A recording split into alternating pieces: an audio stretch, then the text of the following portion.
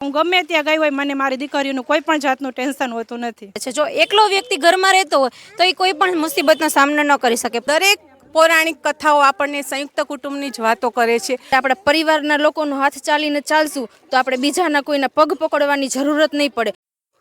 સંયુક્ત કુટુંબ સુખી કુટુંબ આ કહેવત તો તમે સાંભળેલી જ હશે મિત્રો, જેનો અર્થ થાય છે કે કુટુંબમાં જેટલા સભ્યો વધારે એટલો આદર્શ પરિવાર।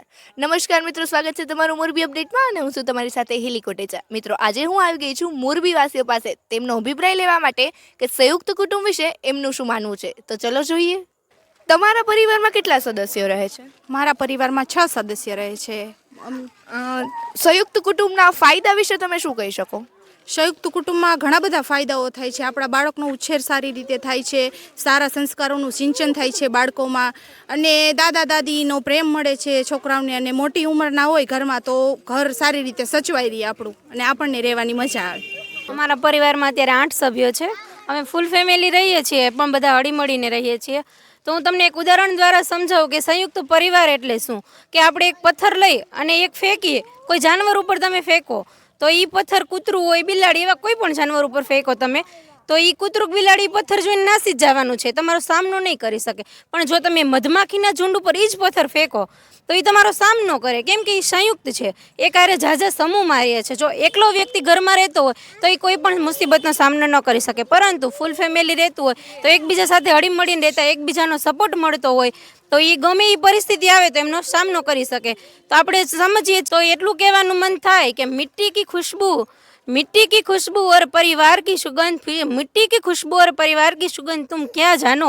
बनाने वालों को ही पता होती है कि उसकी क्या कीमत होती है, तोड़ने वालों को क्या पता परिवार की क्या कीमत होती है, परिवार की क्या कीमत होती है। અમારા પરિવારમાં 10 જણા રહી છીએ અને ઘરમાં ખૂબ શાંતિથી અને ભાવથી પ્રેમથી રહી છીએ અને રહેવાની ખૂબ મજા આવે છે। બાળકોને દાદા બાનો પ્રેમ મળે છે અને બહાર જાય એટલે છોકરાઓને ઉત્સાહ મળે છે અને છોકરાને ખૂબ મજા આવે છે અને ઘરમાં સુખ શાંતિથી રહી અને ઘરમાં બહુ આનંદથી રહેવાની મજા આવે છે। અમે 8 સભ્ય છીએ, 2 બાળક છે અને અમે 6 લોકો મોટા છીએ।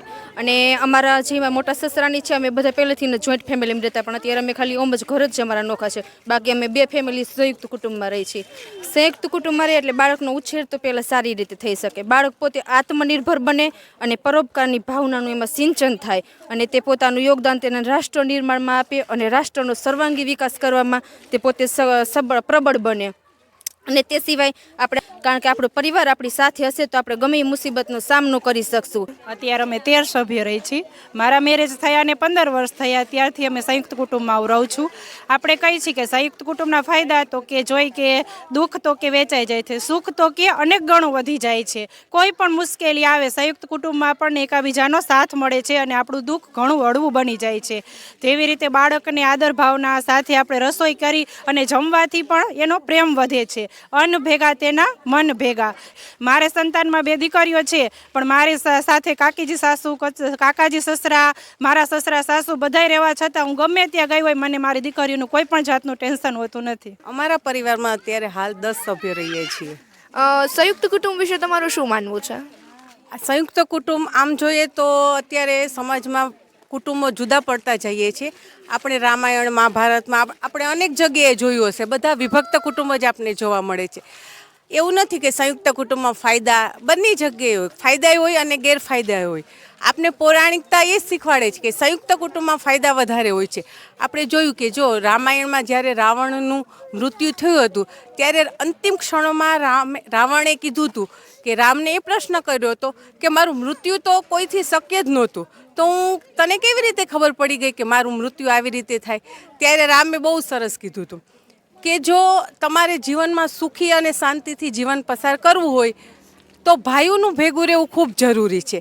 કારણ કે આપણે બધાને ખ્યાલ છે કે રાવણનું મૃત્યુ વિભીષણના કારણે જ થયું હતું, કારણ કે વિભીષણને જ ખબર હતી કે રાવણની નાભીમાં જે અમૃત કુંભ હતો એ તૂટે તો જ રાવણનું મૃત્યુ થાય।